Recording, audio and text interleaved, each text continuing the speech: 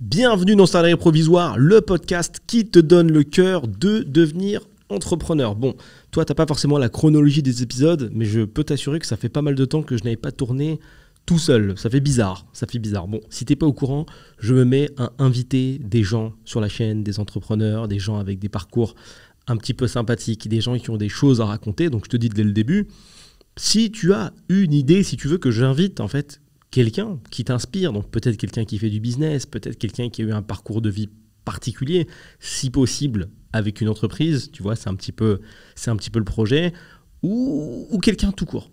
Quelqu'un que tu verrais bien s'asseoir sur la chaise qui est disponible à ma droite, vraiment, je te l'indique, utilise le lien qu'il y a dans la description, que ça soit sur Spotify, sur Deezer, sur YouTube ou whatever, tu peux utiliser un lien qui s'appelle « Pose ta question ». Je sais que ce n'est pas le lien parfaitement prévu pour, mais ça revient au même, parce que dans tous les cas, je verrai ce que tu m'envoies. Utilise le lien « Pose ta question » si tu veux pour poser une question, mais surtout pour me conseiller la personne que tu veux voir venir s'asseoir ici. Sache que si tu as déjà utilisé ce lien, j'ai vu ce que tu m'as envoyé à 100%. Ce qui peut éventuellement poser problème dans le cadre de l'invitation des personnes, au-delà de faire tomber le matériel en plein début de podcast, c'est que, si tu veux, il y a les personnes qui... Et ça fait partie du jeu, hein, c'est pas très très grave. On est beaucoup sollicité, quoi. Il y a des gens qui sont beaucoup sollicités, je suis beaucoup sollicité pour diverses choses. Tu es peut-être aussi beaucoup sollicité, que ce soit sur Insta ou où tu veux, ou sur tes réseaux, par des propositions commerciales hasardeuses ou par des propositions tout court. Et c'est vrai que quand nous, avec l'équipe de Salarié Provisoire, on arrive et qu'on essaie de contacter la personne que tu veux voir être invitée dans l'émission, il se peut qu'on n'ait jamais de réponse. Donc si tu as le contact direct, envoie-le, vraiment envoie-le, on la contactera avec plaisir. Je demanderai à une personne de l'équipe, surtout la personne de l'équipe qui est chargée de ça, d'entrer en contact. C'est super cool. Si tu n'as pas encore découvert ces épisodes, les titres sont assez simples à détecter puisque ça commence par le talk. Voilà, je n'ai pas spécialement d'idée de nom, donc j'ai appelé ça le talk, on discute. On va parcourir en fait la vie de la personne, elle va nous expliquer son tracé, ses réussites, ses échecs, les problématiques qu'elle a rencontrées ou qu'elle rencontre encore. Bien souvent, ces gens ont même un projet en cours, tu vois, quelque chose de frais, une information, comme c'est les gens donc, qui veulent nous partager, agit. Et je trouve ça super intéressant de pouvoir creuser et hyper inspirant, tu vois. On n'arrête jamais d'apprendre, finalement. Et même pour moi, c'est super enrichissant parce que ça me permet de rencontrer encore plus de dirigeants, encore plus d'entrepreneurs. Tu vois, je me sers du podcast, c'est ma petite excuse supplémentaire, au-delà des soirées, des moments, des recommandations, des appels spontanés, des networking, etc. J'ai encore, en plus, boum, une émission pour pouvoir inviter ces profils-là. Donc vas-y, balance, fais péter comme on dit dans le métier. On leur enverra un message encore une fois avec plaisir. Une spécificité technique, tu sais que j'aime beaucoup appliquer ce que je dis dans les épisodes, dans les podcasts. Si tu m'écoutes depuis longtemps, tu sais qu'il y a quand même 2-3 idées que je reprends très souvent.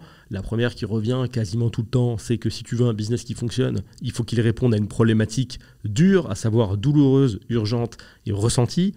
En français, si tu veux lancer un truc, fais en sorte que ça intéresse les gens et que ça solutionne une problématique que ces gens rencontrent, sinon ce sera tout de suite compliqué. On va le voir au vu du thème de cet épisode-là. Et il y a un autre gimmick que je reprends souvent, et je crois que j'ai oublié en t'expliquant le premier point. Attends, laisse-moi quelques secondes. Je voulais te parler de la problématique dure, parce que ça, c'est capital. Et le numéro 2, oui, qu'il est important de rencontrer des gens. Tu vois, donc c'est pour ça que je crée des nouveaux moyens. On a toujours moyen de créer des nouveaux moyens de rencontrer des gens. Et c'est bon, j'ai retrouvé, donc ça fera l'objet du numéro 3. Il est super important de continuer à apprendre, c'est-à-dire que dans les épisodes, je vais t'inviter toujours à te dépasser, à apprendre, à avoir de nouveaux échanges avec de nouvelles personnes, faire connaissance avec de nouvelles connaissances. Et tu vois, c'est ce que je fais aussi. Donc j'applique vraiment ce que je dis, principe de congruence pour le coup. Si tu dis à quelqu'un d'arrêter de fumer, évite de fumer. Le projet est plutôt clair. Tu vois, je l'applique au jour le jour, tout le temps. Voilà une petite démonstration. Aujourd'hui, donc solo, et le sujet de cet épisode, c'est le business de Twitch. Alors, je ne sais pas si tu connais Twitch, mais j'imagine, parce que normalement, tu n'as pas 67 ans. Twitch est, en tout cas, agit, là, tout de suite, là, maintenant, une plateforme qui permet de streamer, mot qui t'est peut-être totalement inconnu, on va dire diffusé. Je te l'explique donc. Diffuser du contenu depuis chez toi ou ailleurs en live, donc de faire des lives. Lives qui sont bien souvent sur Twitch, des lives de jeux vidéo, donc de parties de jeux vidéo, soit en multijoueur, donc avec plusieurs personnes, soit en solo, peu importe. Ou tu peux également trouver des lives qui sont ce qu'on appelle des reacts, où les gens réagissent par exemple à des émissions ou discutent de sujets divers et variés. Donc c'est pas très business, Twitch, c'est plutôt gaming. C'est sympa. Moi j'aime bien la plateforme de Twitch, même si l'application elle est claquée.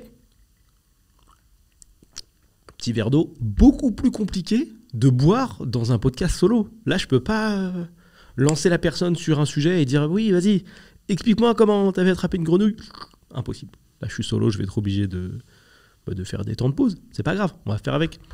Donc, plateforme Twitch, on m'a mis au défi de faire ce podcast suite à une émission à laquelle j'ai été invité par l'ami François Nittard, qui a l'émission qui s'appelle Débloque. Allez faire un petit tour sur Twitch. Frosties, le nom, je mettrai bien sûr comme d'habitude en mention dans la description ces réseaux si vous voulez aller voir ce qu'il propose et puis l'émission dans laquelle j'ai pu intervenir.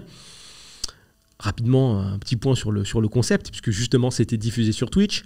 Le concept, réussir à monter un Lego, donc ça se passe sur une table, comme celle-ci, sauf que là c'est une table carrée.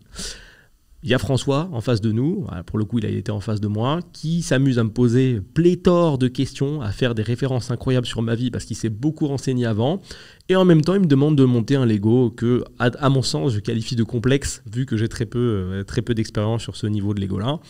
Son but c'est que tu n'y arrives pas, et toi ton but c'est d'y arriver, tout simplement. Si tu as l'occasion d'aller voir cet épisode, je vais voir si je peux mettre également un petit lien dans la description. C'est quelqu'un qui se donne énormément de mal pour pousser son concept. Il faut trouver des invités, il faut se lancer, il faut utiliser Twitch, et tu vas voir que ce n'est pas forcément quelque chose de très facile d'obtenir aujourd'hui une audience, qu'importe ton concept. Voilà. Un maximum de soutien pour toi, mon cher François. Merci encore pour cette invitation. J'ai vraiment passé un bon moment et je pense que si aujourd'hui tu regardes, quand je dis tu, je parle à l'audience, si aujourd'hui, audience, tu regardes cet épisode, je pense que tu vas passer un bon moment parce que franchement, on a beaucoup rigolé. C'est marrant et il est allé déterrer des choses de mon passé qui sont juste incroyables. J'ai été surpris à plusieurs reprises, et c'est le concept de l'émission, puisque le but, c'est bien sûr de me déconcentrer, ou de déconcentrer tous les invités qui l'invitent dans son émission. Bref, business de Twitch, je t'ai fait une rapide introduction sur le sujet, peut-être que tu utilises, peut-être que tu n'utilises pas. Il y a des gens qui ont construit des fortunes grâce à Twitch, il y a des gens qui n'ont jamais rien fait avec Twitch et qui galèrent absolument. On va parler de tout ça. La question peut-être que tu te poses, c'est finalement, j'ai un contenu à diffuser, voilà, je joue à un jeu vidéo, prenons un truc que tout le monde connaît, Street Fighter. Bon, c'est vraiment pas un jeu que je porte dans mon cœur, mais peu importe, je sais qu'à peu près tout le monde connaît, toutes les générations ont entendu parler de Street Fighter. J'ai envie de partager les combats que je fais dans Street Fighter, voilà, donc je mets en place tout ce qu'il faut pour pouvoir retransmettre en direct ce qui se passe dans mes games, donc dans les parties que je lance. On me voit également à la caméra juste en dessous, donc il y a un écran avec dedans donc, le jeu vidéo et en dessous ma caméra. Je fais des commentaires, je réagis. Il y a différents types de streamers. Il y a des streamers qui sont plus axés sur le talent individuel, voilà, qui vont être très forts, ça va être super agréable à regarder.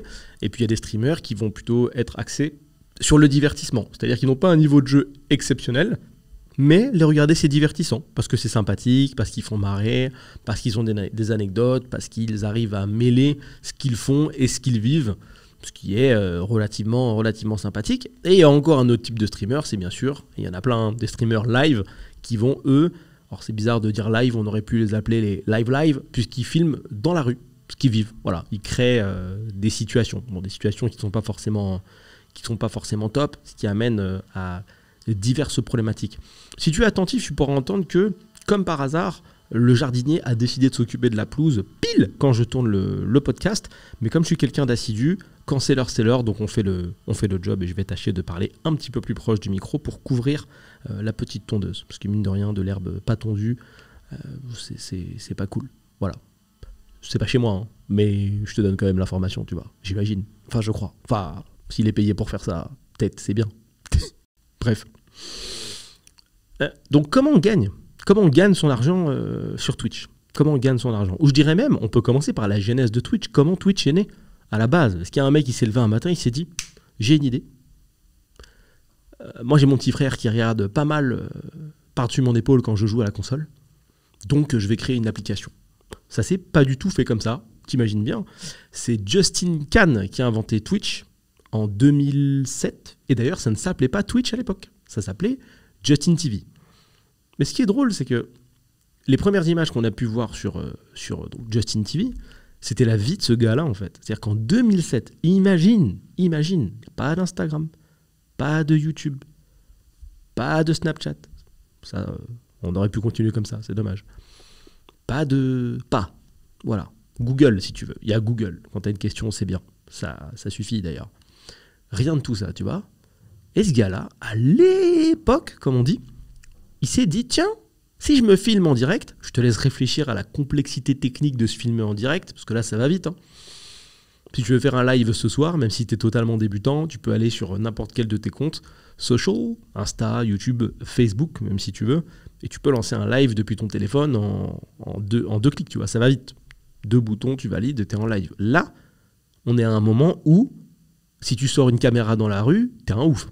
Vraiment, quelqu'un avec une caméra en 2007, c'est... Quoi ? Je le répète, on est avant YouTube. Il n'y a pas d'influenceur, il n'y a pas de youtubeur. Enfin, c'est vieux, hein. C'est vieux 2007. Et ce gars-là, il s'est lancé là-dedans. J'ai dit, tiens, je vais filmer ma vie. Et donc, t'as un ouf. Bien sûr, comme d'habitude, dans le pays auquel tu penses. Hein. Ça ne s'est pas passé en Poitou-Charentes, ça s'est bien sûr passé aux États-Unis. T'as un mec qui se filmait. Donc, il avait un casque. Imagine un casque de chantier avec une petite tige et une caméra qui est prostrée devant son visage. Voilà. Donc, on voit sa vie. Donc, alors je ne sais pas s'il y a eu, je ne pense pas que ça soit stratégique, puisqu'en général, les meilleures idées ne proviennent pas d'une stratégie. Tu vois, tu te dis rarement, tiens, je pense que j'ai senti quelque chose. Non, il a lancé le truc comme ça, comme il a senti, et il s'avère que, un peu à la manière d'un MVP, donc un produit minimum viable, en anglais Minimum Viable Product, qui, je le rappelle, est un concept qui consiste à lancer le plus rapidement possible ton idée sans te casser la tête, tu vois. On peut simuler Justin en 2007 qui dit « Attends, je veux lancer un truc où je me filme, mais je veux la meilleure caméra. Mais par contre, je veux que quand je marche, ce soit scénarisé. Parce que là, il faut absolument qu'il se passe des trucs. Je veux que ça soit précis. » Ça, c'est le premier Justin. Et le second Justin, il a dit « J'ai une idée. Je me filme, mais on voit. » Voilà. Ça, c'est un MVP, tu vois. Et c'est comme ça que tu dois lancer tes business. Au lieu d'essayer de faire tenir, enfin de tirer en longueur la date de lancement, lance demain. Lance demain, c'est mieux. Comme ça, tu vois ce qui se passe. Et puis, t'affines. Tu auras forcément des retours clients si, bien sûr, problématique dure. Tu connais. Là, ça n'en était pas une, mais on est dans le divertissement. Ça reste un autre sujet. Ça ne veut pas non plus dire qu'il faut faire du divertissement. Ça reste quand même un milieu très complicado. On va voir ensemble. Donc, ce gars-là lance ça à l'époque. Il se balade dans la rue avec sa petite caméra. Il filme. Et il y a des milliers de personnes qui se connectent sur son site. Parce que le site, c'est Justin TV. C'est pas Twitch. Des milliers de personnes qui se connectent sur son site et qui le regardent vivre. Tu vois, il y avait déjà ce truc très humain, très voyeur de j'aimerais bien voir comment il vit. Par curiosité, tu sais, tu vis ta vie d'humain et tu te dis, mais est-ce qu'on a tous la même vie d'humain? Je fais voir un peu... Tu vois, c'est intriguant. Tu dis, mais comment il ouvre les portes, lui? Il met sa main sur la poignée ou il a une autre méthode, il fait avec la pensée. Comment il boit? Avec la main gauche, la main droite, je sais pas, je veux voir. Ce petit truc humain, cette curiosité de comment l'autre fait. Ce gars-là avait capté ce mood-là à l'époque. En tout cas, c'est là qu'il est allé, peut-être sans faire exprès, on va dire ça comme ça, à l'époque. En tout cas, ça a intéressé les gens. Ok. Le temps est passé. Je ne sais pas s'il est resté dans cette boîte quand ça s'est transformé en Twitch. Je ne sais plus si ça a été racheté ou autre. Mais quoi qu'il en soit, ça en fait une boîte qui, aujourd'hui, vaut des milliards. Pas 100 000 euros, pas des millions, mais des milliards. Milliards. Ça fait beaucoup. Ça fait beaucoup, mais c'est le prix d'une grande idée. C'est le prix d'une grande idée. Je pense que tu peux trouver, je sais que tu peux trouver des vidéos sur YouTube sur le sujet qui vont aller te décrire toute la genèse de Twitch, le détail, le pourquoi. Tu auras même des photos du site à l'époque, voire des vidéos, et des vidéos de lui en train de marcher dans la rue et d'avoir des interactions. Et tu vas voir, c'est cool. Là, c'est pas le sujet de ce podcast, c'est pas de revenir sur toute l'histoire de Twitch, sinon je l'aurais appelé différemment. La question c'est Agi, donc aujourd'hui, comment est-ce qu'on gagne de l'argent sur Twitch? Parce que finalement, bon, tu lances ton channel, si je peux dire, tu ouvres ta petite chaîne Twitch, tu te mets à filmer ta meilleure partie de Street Fighter. Déjà, d'où viennent les gens? D'où viennent les gens? Comment ils entendent parler de toi? Comment est-ce qu'ils, enfin, une fois qu'ils sont là, qu'est-ce qui se passe? Est-ce qu'ils peuvent t'envoyer de l'argent? Est-ce que c'est payant le fait qu'ils soient là? Et comment ça se passe? Puisqu'il y a des gens quand même qui arrivent à faire plusieurs centaines de milliers d'euros ou de dollars par an, voire des millions. Donc comment? Il y a plusieurs manières de monétiser son activité sur Twitch. Je ne peux pas dire qu'aujourd'hui je suis un spécialiste de l'idée, parce qu'il y a toujours des petites nouvelles manières, il y a des choses qui changent, des moyens qui changent, mais je vais te parler des moyens dont moi je me rappelle, ou en tout cas des moyens dont je suis sûr à 100% aujourd'hui. Tu as un modèle, je pense que c'est un peu la base de ce genre de choses. Quand un viewer, donc un spectateur vient sur ta chaîne, c'est 0 €, t'imagines bien. Voilà, il ne va pas payer pour te découvrir, donc c'est forcément 0 € ou 0 $. Il a le choix, s'il veut te soutenir, bien sûr, de te faire des dons. Le grand classique, il appuie sur un bouton, il t'envoie une somme d'argent que lui définit pour te soutenir. Façon numéro 1, très très simple. Seconde façon d'être monétisé, il peut prendre ce qu'on appelle des subs. Donc s'inscrire à ta chaîne pour un certain montant. Je ne sais plus exactement combien c'est, si c'est 5, 6 €, 10 €, mais peu importe. C'est un montant mensuel, montant dont Twitch prend un énorme cut. Bien évidemment, là, quand ça commence à parler trésor, si on te fait des dons, je crois que, allez, si tu mets ton compte PayPal, Twitch ne peut pas prendre le cut. Mais si tu commences à avoir des gens qui prennent des subs, et c'est comme ça que la plupart des streamers, comme on les appelle, sont rémunérés, là Twitch prend un cut puisque ça passe par son système. C'est une manière de monétiser l'entreprise.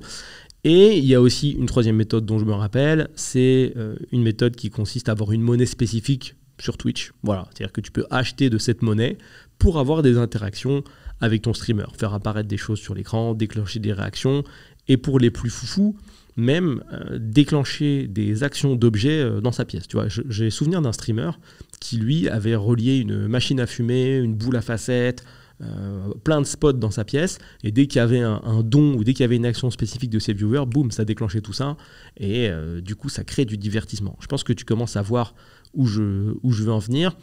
Tu imagines bien que tout ça, au-delà de la monétisation, le dernier point d'ailleurs, j'aurais pu te l'indiquer, c'est bien sûr monétiser ton audience. Hein. Si tu es suivi par 20 000, 30 000, 40 000, 50 000 personnes par jour, ça va bien sûr attirer les marques.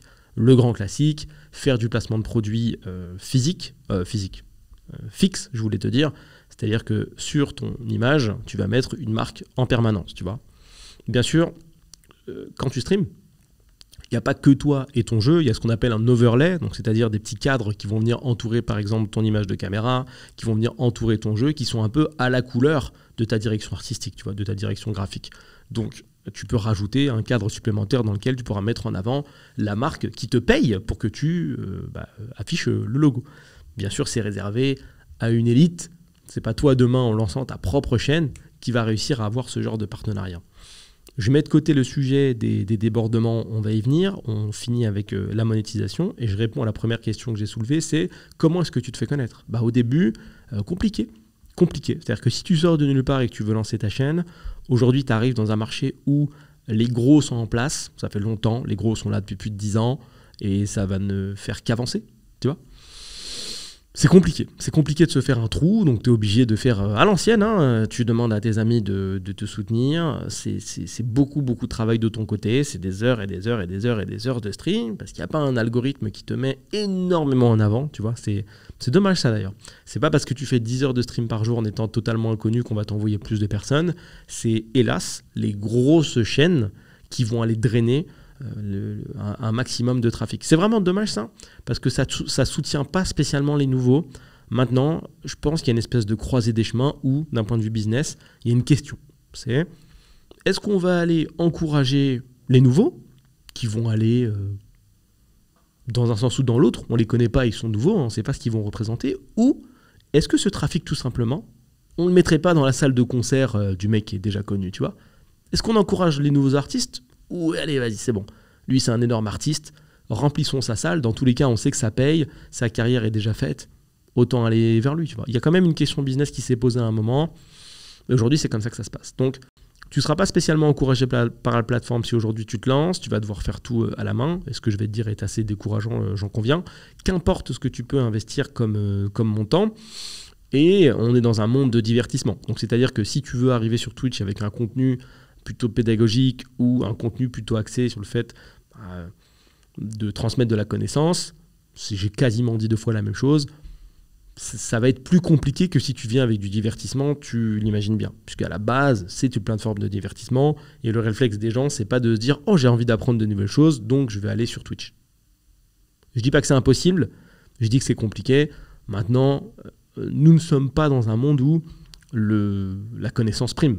C'est pas le but des gens. Dans un monde de divertissement, les gens préfèrent se divertir plutôt qu'apprendre des choses que je comprends tout à fait. Je dis pas que je suis forcément d'accord, mais j'ai pas être d'accord ou pas d'accord, c'est le choix des gens. Moi, je trouve ça dommage parce qu'il y a énormément de choses à apprendre. Maintenant, chacun fait ses choix. Si je préfère apprendre de nouvelles choses ou lire des livres plutôt que checker Twitch, grand bien me fasse. Et on avance. Je reviens rapidement sur les débordements. T'imagines bien qu'on est dans le divertissement, on est dans le fun, on est dans le tout pour le contenu. Donc, souvent, il y en a eu, il y en aura encore, il y a des débordements. Voilà, des mecs qui vont aller faire n'importe quoi.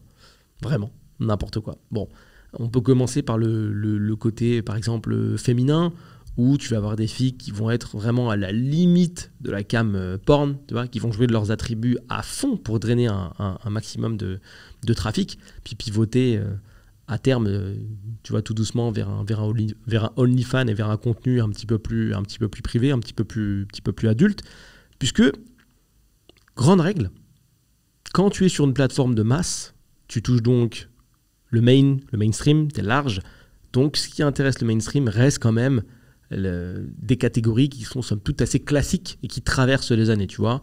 Que ça soit le porn, la bouffe ou le divertissement, c'est des choses qui bougent pas trop, tu vois. Donc aujourd'hui, le porn, c'est un marché de ouf. Donc si t'es jolie, si t'as des attributs qui peuvent intéresser les gars ou même les filles, boum, techniquement, il y a eu un moment où tu pouvais faire une percée des enfers. Maintenant, c'est tout de suite plus compliqué puisqu'il y a plus de personnes qui sont au courant, c'est comme d'habitude. Les premiers qui se lancent ou premières qui se lancent sont forcément bien souvent le mieux récompensé. Il y a bien sûr des contre-exemples. Tu peux arriver en travers du marché plus tard et hop, t'apportes quelque chose d'un petit peu différent. Mais il y a une streameuse rousse comme ça qui est assez connue, mais j'ai oublié son nom. Mais bon, bref, je pense que si tu tapes streameuse rousse, Twitch, OnlyFans, tu vas la trouver assez rapidement. Qui était connue pour ça en fait, pour faire des lives quand même. C'est compliqué quoi. C'est vrai que quand tu regardes sur la page principale de Twitch, tu vois, tu défiles les grosses chaînes, tu vois des jeux et dessins. Tu dis, quoi ? J'ai pas. Quel est le projet ? Que mets-tu en avant ? Ça, ok, pourquoi pas. Il y a un public. On peut pas la blâmer. Ce qu'elle fait, c'est un positionnement de marché. Bon, facile parce que c'est mettre en avant son body, certes, mais c'est un positionnement de marché. Il y a une demande. Voilà. Ça fait partie de ce que j'appelle les fameux unfair advantages, donc des avantages non concurrentiels, c'est-à-dire des avantages qui sont possédés par quelqu'un et avantages que tu ne peux pas imiter. Alors, c'est pas que physique, ça peut être aussi dans ton réseau. Admettons que tu lances demain un business dans le cadre des caméras, tu vois. Tu dis, il y a une opportunité de ouf avec les caméras, on a un gros besoin de location. Et il s'avère que, comme par hasard, et ça fait partie de la vie, ta famille sont des filmmakers depuis des décennies. Donc ils possèdent tous un magasin de caméras. Est-ce que c'est un avantage non concurrentiel par rapport à ton pote de classe qui, lui, a la même idée mais aucun réseau et pas ça dans sa famille ? Oui. Est-ce que c'est juste ? Non. Est-ce que la vie est juste ? Non. Donc c'est ok. Donc là c'est pareil, tu vois.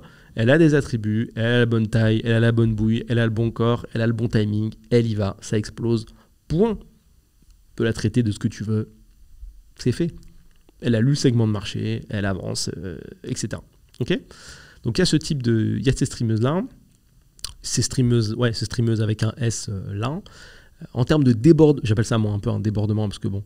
en termes de débordement, qu'est-ce qu'on a d'autre de sympa ? On a les gens qui vont... il y a beaucoup de débordements avec les streaming live, tu vois. Les gens qui vont aller dans la rue et provoquer des situations étranges, si je puis dire. Provoquer des situations étranges qui vont aller pousser des gens dans la rue. Là, on a vu passer aussi un gars Pareil, je ne vais même pas citer son nom. Ah si, il s'appelle Somali, je crois. Il y a Somali dans son nom, c'est bon, je me suis rappelé. Qui lui est carrément allé dans divers pays dans lesquels ça se fait pas du tout d'aller déranger les gens. Tu vois, il va aller par exemple au Japon, il va aller en Corée, il va aller un peu partout. Il pousse les gens, il crie sur les gens, il va les provoquer, c'est-à-dire reprendre des éléments de l'histoire et leur rebalancer au visage. Tu vois, typiquement, aller au Japon et parler de la bombe nucléaire de Hiroshima et gueuler dans le bus Hiroshima, Nagasaki. Tu vois, ce genre de truc de débilos. Donc, il y a des gens comme ça, et vraiment, ça te donne envie de les jeter par la fenêtre, qui vont aller faire 5, 10, 15, 20 000 dollars par mois avec des contenus comme ça. Tu vois, le gars, il va au Japon, il crie ça dans le bus, les gens se connectent, les gens se passent l'information, se passent le lien de sa chaîne, se partagent son contenu. Plus il fait des trucs nuls, plus ça intéresse de gens, parce qu'encore une fois, on est dans un marché qui est très mainstream, dans le méga divertissement. Pour certaines personnes, c'est divertissant, voilà. Et on a un afflux de personnes. Donc, plus il y a de viewers, plus il a d'audience, plus il peut aller négocier de choses, tu vois. S'il y a une marque qui peut être intéressée par ce qu'il fait, il y a un monde où ça marche. Et il aura une bien belle trésor supplémentaire si ça l'intéresse d'aller bosser avec une marque. Bon, après, il faut avoir du courage pour bosser avec ce genre de profil-là, mais en vrai, il y a tellement de choses à vendre sur Internet qu'il y a un monde, tu vois. Tu peux très bien avoir une marque qui est OK avec les valeurs dégueu du gars. Ça se trouve, tu vois. Typiquement, allez, t'es une marque d'armes, tu vois, si on est aux États-Unis, tu pousses les armes, tu sais que le mec, il a une audience qui est plutôt mainstream. Les armes aux États-Unis, c'est plutôt mainstream. Ça marche. T'as pas besoin d'avoir une image particulière, tu vois, t'es pas vendu en magasin, on s'en fout, tu vois. T'es pas une crème qui a besoin d'avoir une image... t'es pas Guerlain, tu vois. Genre Guerlain, il pourrait pas s'associer avec un gars comme ça, parce que c'est trop un golemon. Mais une marque un petit peu plus légère, elle pourrait faire beaucoup de trésors avec des placements comme ça, en se disant... lui, il est suivi par énormément de personnes. C'est du main. Alors, je pense que c'est plutôt des jeunes parce que ça vole quand même pas très haut. Et let's go. Et donc, ce gars-là, il pousse à la faute, mais il pousse les gens qui croisent. Vraiment, il a un comportement, mais c'est incroyable. Tu vois, au Japon, il ne faut pas crier dans le métro, il crie dans le métro. En Corée, il faut se tenir bien. On n'a pas le droit de manger, par exemple, dans une... Bon, je ne vais pas t'expliquer ce qu'est un combini, peu importe, mais on n'a pas le droit de manger dans un certain type d'endroit. Il le fait. En fait, il prend toutes les règles du pays, il fait l'inverse. Tout simplement. Jusqu'à ce que le pays entier se rebelle contre lui, tu vois. Jusqu'à ce qu'il soit en danger. Et quand il est en danger, soit il se fait péter et il est obligé de faire des excuses. Quand il est allé au Japon, d'ailleurs, il s'est fait attraper par les Yakuza au bout d'un moment. Parce que c'est comme partout, hein. Internet, ça va très vite. Une fois que l'info tourne, on sait que le gars est là, on sait ce qu'il fait. On a vu quelques-uns de ses débordements. C'est filmé parce que c'est du live et parce qu'il a envie. Il n'y a que des preuves, tu vois. C'est facile à trouver. Il ne peut pas se défendre, dire non, mais j'ai pas fait exprès. C'est pas moi, c'est une erreur. Regarde, on a des vidéos de toi en train d'hurler Hiroshima dans le bus. Qu'est-ce que tu fais enfin, c'est fou. C'est comme si le mec était rwandais et tu lui jettes, tu vas au Rwanda et tu cries des choses en rapport avec le génocide au Rwanda, tu vois. Les Tutsis, les Hutus. Enfin, tu sais, tu bafoues l'histoire du pays et tu manques de respect aux gens en masse. Donc c'est un contenu main avec des actions main, tu vois. Tu bafoues main aussi, très très large, très très large. Bon, voilà, profil un peu dégueu. Bon, après, on a au-delà des gens qui vont chercher en permanence du débordement et des conneries, il y a aussi des gens qui s'embêtent à faire bien leur job, qui vont aller chercher une émission qui est carrée en termes de production. Je pense à Domingo et à Popcorn, par exemple, qui va s'embêter à sortir un vrai bon talk show.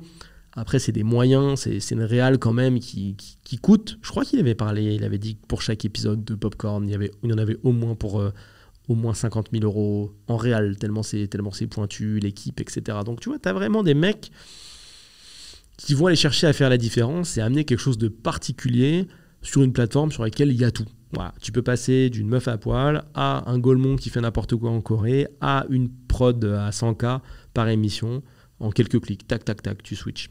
Je précise juste que les gens qui regardent un gars comme l'ami Somali, c'est des gens qui veulent le voir se faire dégommer. Hein. Ce n'est pas des gens qui l'aiment. En général, c'est des gens qui disent « Bon, je suis là, je veux que tu te fasses détruire. » Puisque bien sûr, comme je t'ai dit, il y a possibilité de faire des dons et de créer des interactions dans la vie du gars à distance. Lui, il se balade par exemple avec une enceinte. Il te met à disposition un panel de sons que tu peux déclencher, qu'importe où il est. Je vais te donner un exemple typique. Il fout le bordel, il se fait attraper par la police, tout ça en live parce qu'il se filme en secret, bien sûr en manquant de respect aux policiers du pays duquel il ne fait pas partie. Il a vraiment peur de rien, tu vois. En général, quand tu es dans un pays que tu connais pas, tu te tiens un carreau, tu te dis ouh, c'est chaud, je sais pas ce qui va m'arriver. Lui, il s'en fout, okay, jusqu'à ce que ça lui arrive d'ailleurs. Donc tu peux déclencher des sons à distance. Donc les gens, ses viewers, voient que il s'est fait arrêter par la police. Et il déclenche des sons de prout, de police, enfin voilà, des choses pour créer encore plus de tort et vraiment désagréger d'autant plus la situation et mettre dans l'inconfort ce gars-là qui est ok, ça lui fait plaisir. Mais vraiment lui, il a pas l'air fin. Ça rejoint un peu cette culture du néant, quoi. Voilà, c'est comme les gens de qui la phrase est reprise 10 000 fois sur TikTok, tu vois. Ils disent un truc un jour sur TikTok et boum, ça en fait je ne peux pas dire des stars, mais ça les fait buzzer pendant un certain moment sur une seule phrase. C'est vraiment la culture du vide. Il n'y a pas de culture de la création, la culture de l'avancée technologique, technique, de la connaissance. Non. Vraiment la culture du vide. Tu arrives un jour, tu fais une vidéo, tu dis et tout le monde le reprend et fait des vidéos avec. Waouh, compliqué. Je ne sais pas trop où on va, je te cache pas, mais ça fait flipper parfois. C'est complexe. C'est complexe. Bon, au-delà de ça, parlons de belles choses. Il y a aussi de belles réalisations, de personnes qui s'embêtent. Je te cache pas que c'est bien souvent des gens qui sont là depuis longtemps.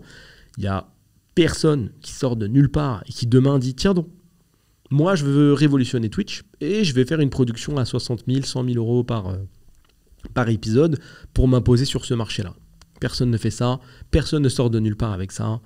Encore une fois, bien souvent, c'est des gens qui sont installés depuis longtemps. Je t'ai cité Domingo tout à l'heure. C'est des gens qui ont une audience depuis très longtemps. Ils n'ont pas pop comme ça d'un coup.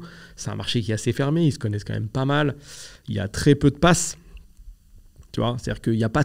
Moi, j'ai l'impression, en tout cas, je suis quand même ces acteurs-là, qu'il n'y a pas tous les ans ou tous les mois, alors qu'on pourrait, il y a quand même beaucoup d'humains, des nouveaux créateurs. Tu vois, ça reste un petit monde où les mecs se connaissent un peu tous, ils traînent entre eux, ils partent en vacances entre eux, ils passent du temps entre eux, ils s'invitent entre eux. Tu vois, ils croisent les audiences, mais tu as rarement vraiment des passes D, tu vois, où on dit tiens, cet humain, il fait un truc bien, allez, je vais le mettre en avant, je vais l'aider.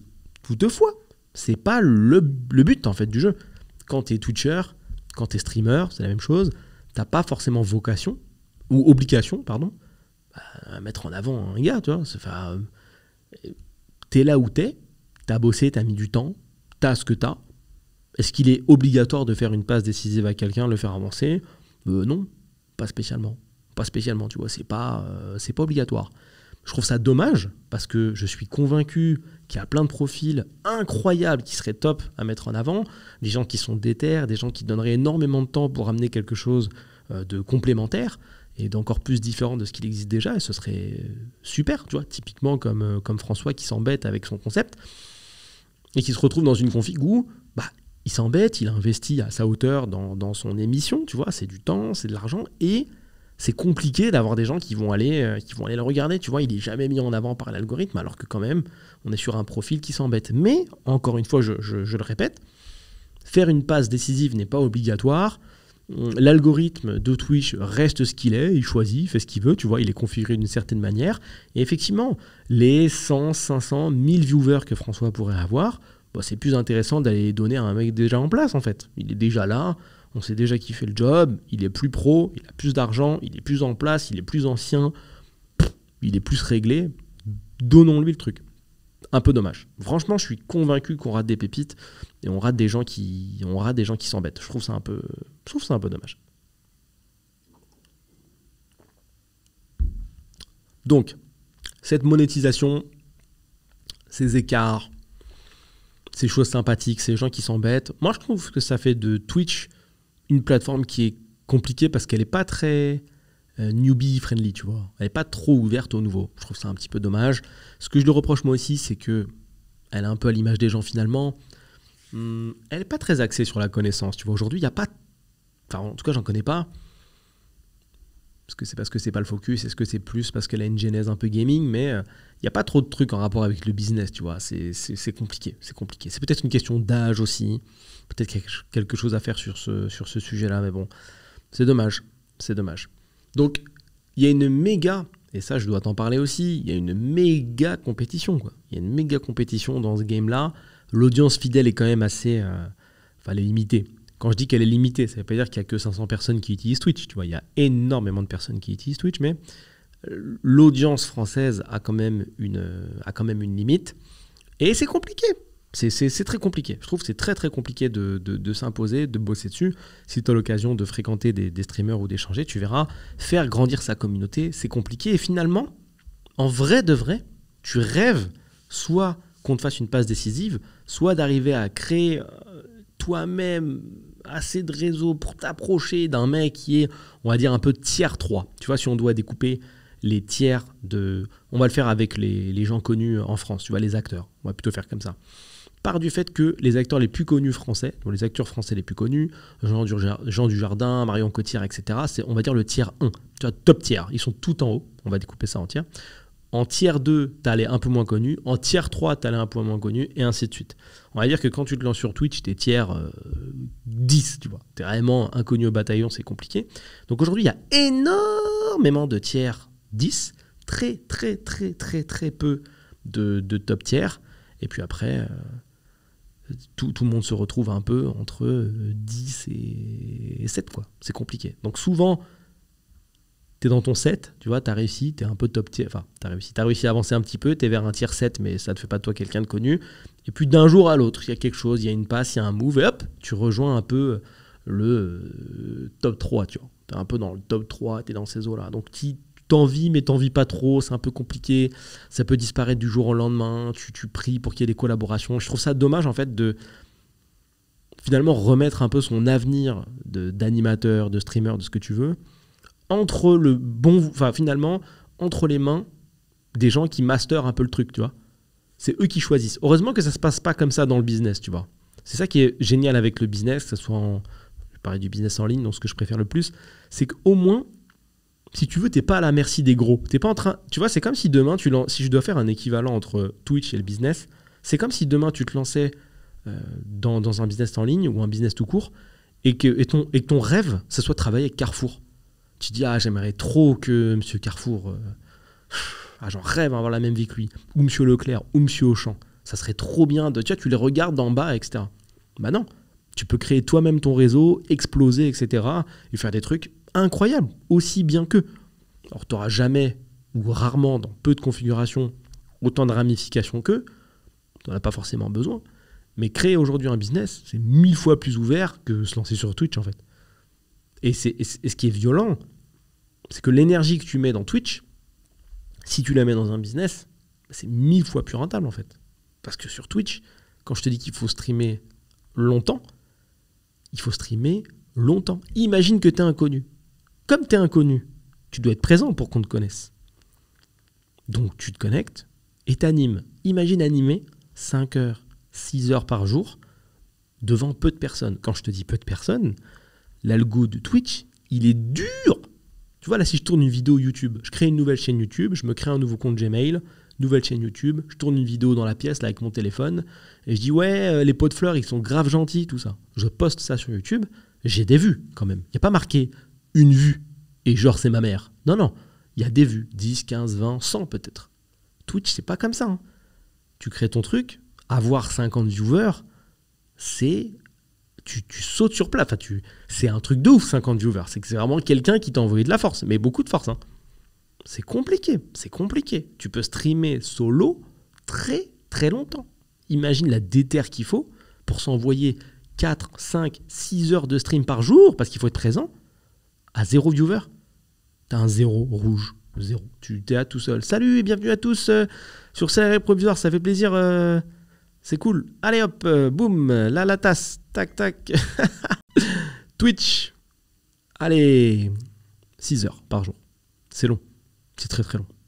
Parfois il y a parce qu'il y a un de tes potes qui a vu, qui est cool, qui a voulu passer, etc. Non, vraiment, créer une communauté, c'est compliqué. Vraiment, c'est très très compliqué. Très très très très compliqué. Tu as une solution qui est d'être très très très mainstream, qui peut être une méthode. Mais je trouve ça dommage. Je trouve ça dommage d'être obligé d'aller dans le main, de faire un truc hyper putaclic, comme on dit, juste pour être connu. Franchement, je trouve ça dommage. C'est une méthode. Ouais, on peut partir du fait que c'est une méthode pour percer sur Twitch, mais je trouve ça claqué, en fait. De dire, tiens, tu es obligé de me prostituer, etc. Tu vois, c'est comme si moi, je me mettais à faire que des vidéos où on parle d'argent tout le temps, parce que je sais que les gens ils préfèrent parler d'argent tout le temps. Ben non, tu crées une communauté autour de ce que tu aimes, autour des valeurs que tu aimes. C'est ça le but. Je fais quelques contenus sur le sujet et je le vois, ça intéresse plus les gens. Je pourrais tourner dès demain que ça, que des vidéos sur la thune, mais est-ce que c'est vraiment ce que j'ai envie de renvoyer comme image? Je sais pas. Donc j'essaye, tu vois, de diluer, mais sur du Twitch, diluer à coup de 6 heures par jour, c'est compliqué. Hein. Ça fait beaucoup d'eau dans ton sirop, si tu vois ce que je veux dire. C'est complicado. Franchement, c'est complicado. Donc la gestion de carrière, elle est difficile. Vraiment pas évident.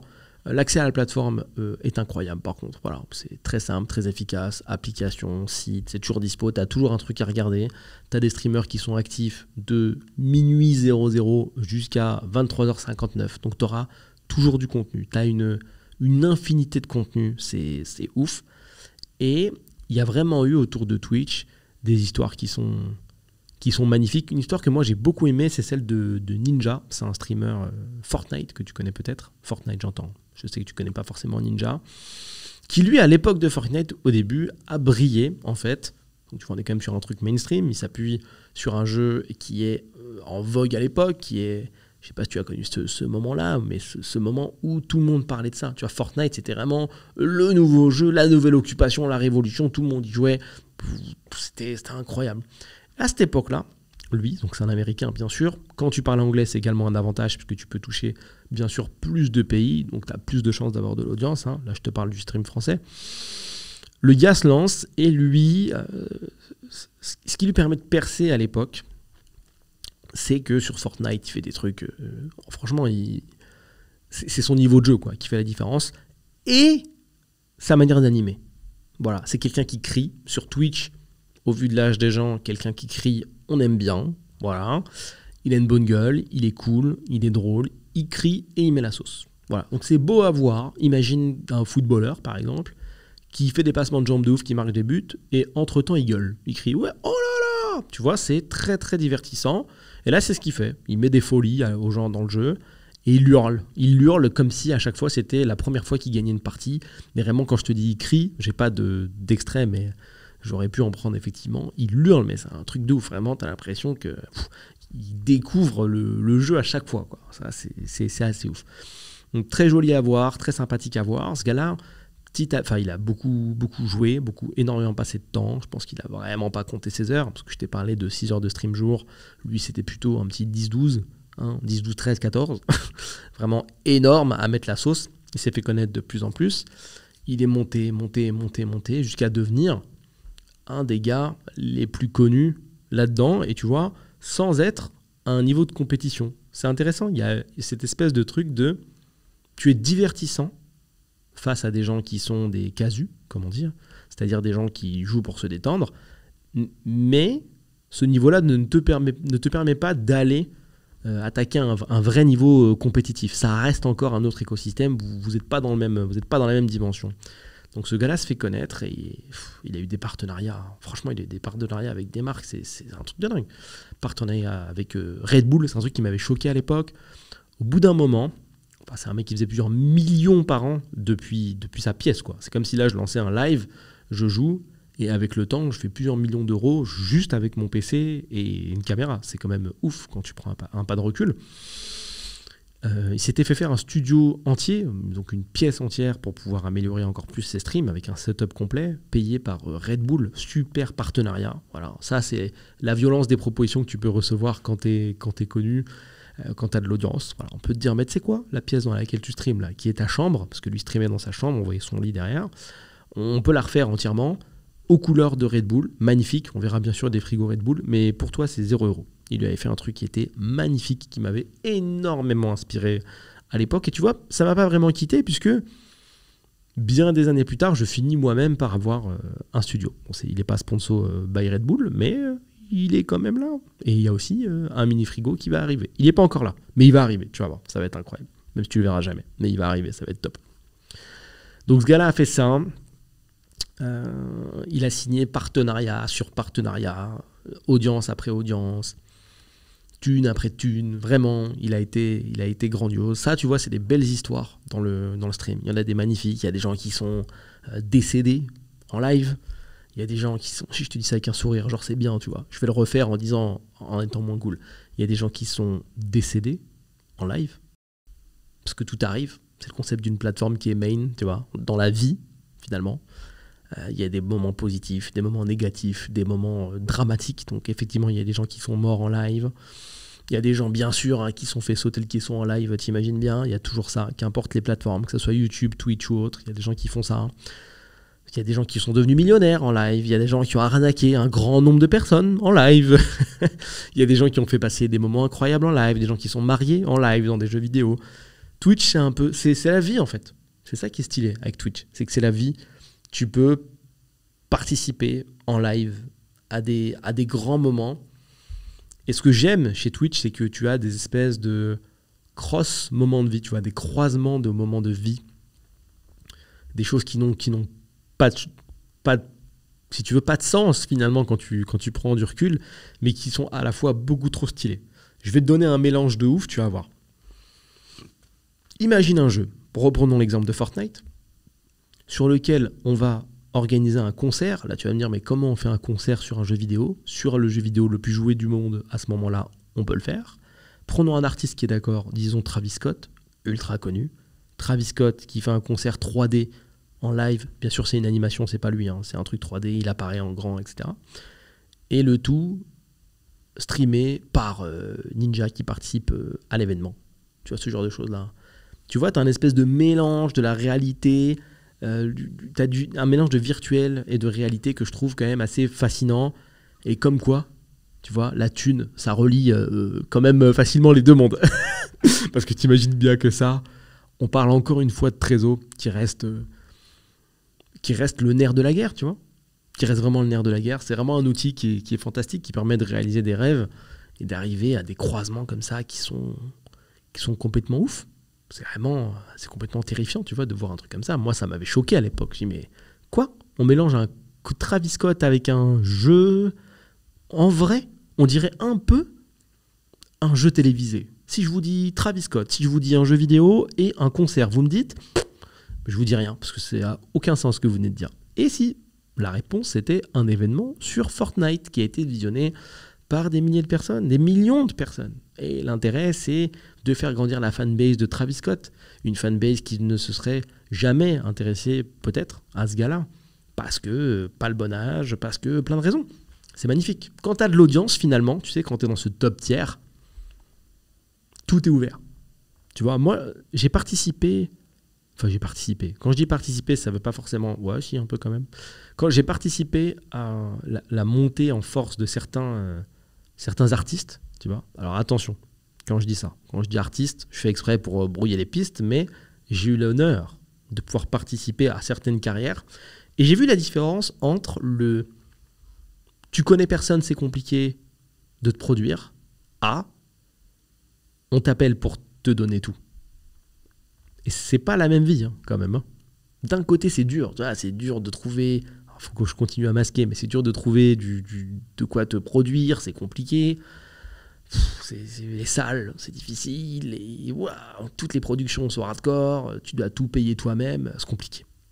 Beaucoup de temps. Tu sais pas pourquoi tu travailles, à part pour toi et ta passion. Tu sais pas où tu vas. Et j'ai vu, j'ai eu la chance de le voir plusieurs fois en plus, des personnes passer de ça à l'inverse. Où tu es vraiment invité partout, tu n'as plus rien à faire. Ton téléphone sonne, oui, bonjour, est-ce qu'on peut vous inviter à ces machins de X? Est-ce qu'on peut vous inviter à telle émission? Ce serait le X, vous voulez venir? Bah oui. Oui, bonjour, j'ai la salle du machin super connu à tel endroit dans Paris. Est-ce que ça vous intéresse de venir vous produire? On a une place, on aimerait bien vous avoir, on peut en discuter? Bah oui. Oui, bonjour, on vous invite au festival de... C'est marrant comment ça se débloque, ça, ce truc de... Au bout d'un moment, avec l'audience, chose que tu n'auras peut-être jamais parce que c'est pas évident, t'as un truc qui se débloque, tu vois. T'as un truc qui se débloque, un peu comme un cheat code, tu vois, où tout peut péter pour toi, tout peut changer, tout peut aller beaucoup plus vite. Et quand tu connais les bonnes personnes, tout va beaucoup plus vite. Et on m'a dit une phrase un jour que j'ai beaucoup retenue, enfin que j'ai retenue. Pas besoin de beaucoup la retenir parce que c'est une phrase, mais que j'ai retenue. C'est si on te dit non, c'est que tu ne demandes pas à la bonne personne. Essaye de réfléchir. Mettons cette phrase en perspective dans des situations et tu vas voir à quel point c'est vrai.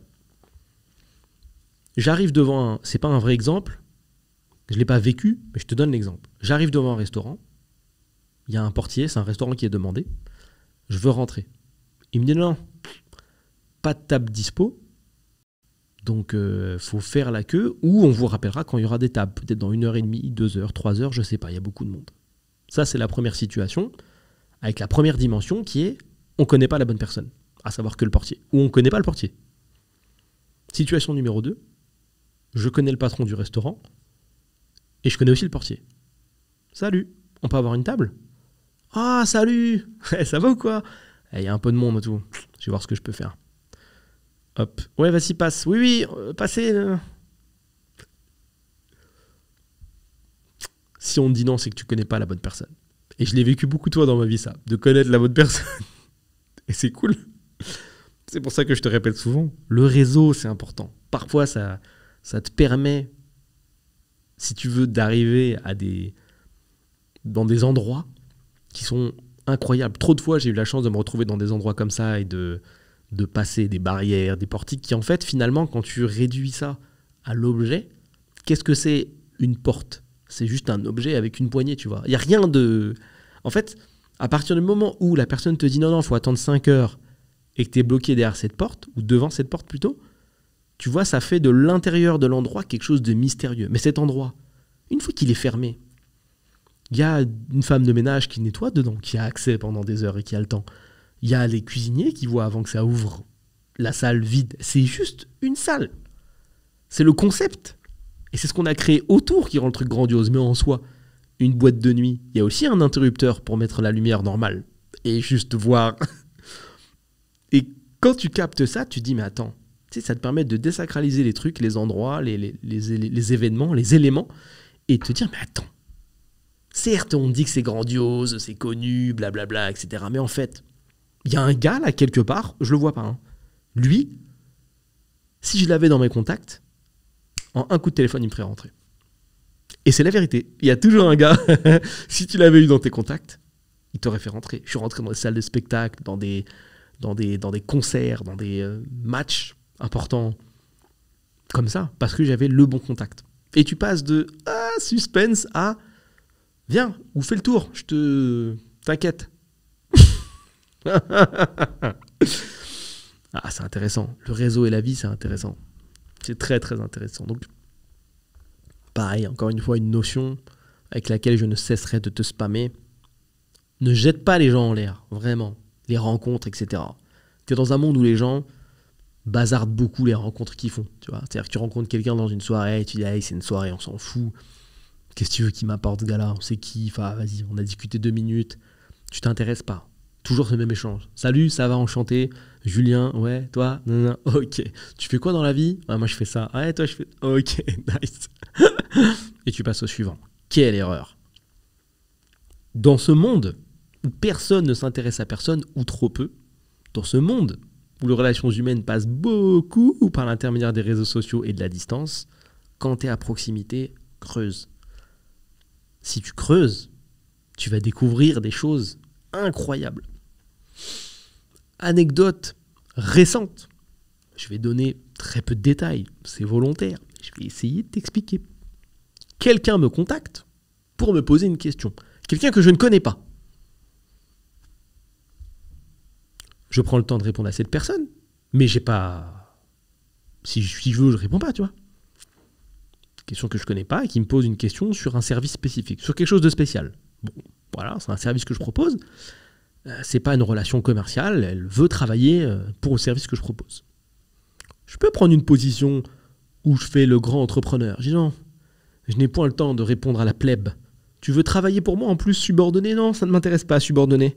Je n'ai nul besoin de te répondre. Laisse-moi m'enquérir de mon argent. Du tout.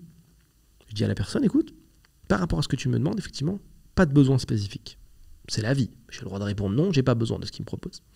Néanmoins, je m'intéresse un petit peu à la personne pour savoir un peu ce qu'elle est dans la vie. Parce que moi, ce que je relève de cette action-là, c'est quelqu'un qui s'embête à trouver mon contact personnel pour me parler. Et moi, c'est le chemin que je vois. Je me dis, tiens, c'est quelqu'un quand même qui a réfléchi, qui dit, tiens, trouve le contact, courage, message, se lance. Tu sais pas comment tu vas être accueilli, tu sais pas si tu vas avoir une réponse. Le minimum, c'est de la respecter avec un bon accueil.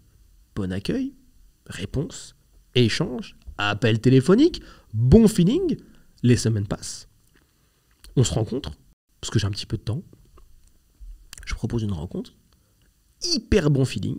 Et ça amène à une collaboration qui était indécelable au début. Personne aurait pu me dire à l'avance que avec cette personne-là, j'aurais bossé sur ce sujet-là. Personne aurait pu me dire qu'avec cette personne-là, j'aurais eu ce niveau de feeling. Ce qui a fait la différence, c'est que j'ai pris le temps de m'intéresser à cette personne. Parce que chacun a son histoire, chacun a quelque chose à raconter, et tu sais jamais ce que soit toi tu peux lui apporter, ou ce que lui peut t'apporter en retour. Et c'est une personne incroyable. Et c'est super. Et trop content. Et encore une fois, cette règle, cette année, comme l'année d'avant, comme l'année d'avant, comme l'année d'avant, se valide. Donne du crédit aux gens qui rentrent en interaction avec toi et rentrent en interaction avec d'autres personnes. Tu sais jamais de qui t'es entouré. Et justement, cette personne m'a parlé au détour d'une conversation de son réseau proche. J'ai dit, ah ouais, d'accord. Tu sais pas. Tu sais pas. Voilà. Tu peux jeter en l'air quelqu'un qui, si ça se trouve, si tu l'avais respecté, comme elle doit l'être d'ailleurs, t'aurais peut-être dit, écoute, là, on passe un bon moment, je dois te laisser, je vais voir Denzel, vite fait. Il est à côté et tout, à Paris. Denzel qui? Ah, Denzel, je t'ai pas dit, Denzel Washington. Ouais, bon, on bosse souvent ensemble. Tu sais pas. Tu sais pas. Et parfois, tu peux gâcher des opportunités. Je dis pas que tout n'est qu'une question d'intérêt, mais pouvoir échanger, je sais pas ce que tu fais dans la vie ou ce que tu veux faire, mais pouvoir échanger avec Denzel Washington, il y a un monde où c'est stylé. Prenons un exemple personnel. Admettons que la personne connaisse Denzel. Ça tue pas trop d'inviter Denzel Washington à salarié provisoire? Non, franchement, c'est une dinguerie. Qui fait ça? Qui fait ça? Personne fait ça. Mais il y a du respect. Donc quand la personne va te parler de l'interaction qu'elle a eue avec toi à Denzel, et va dire, tiens, ce gars-là, il m'a respecté de ouf, il est trop cool, il n'était pas obligé de me répondre, il a fait ci, il a fait ça. Denzel, il va dire, si c'est un proche, il va y avoir ce transfert de confiance de, ah ouais, je vais le régaler. Il t'a respecté comme ça? Je vais le régaler. Let's go. Et il y a un monde où tu te retrouves avec des configurations qui n'ont aucun sens, comme celle-ci, où tu as Denzel Washington dans ton podcast. C'est tout. Tout simplement. Donc, respecte les gens. Respecte les gens, donne-leur du crédit. Et vraiment, je te le conseille encore, si tu veux monter un business, appuie-toi sur une problématique qui est dure, donc douloureuse, urgente et ressentie. Si tu veux faire du divertissement, je ne dis pas que c'est impossible, mais sache que ce sera toujours compliqué, puisque quand tu te divertis, tu ne résous aucune problématique. Rien. Tu es un jeu.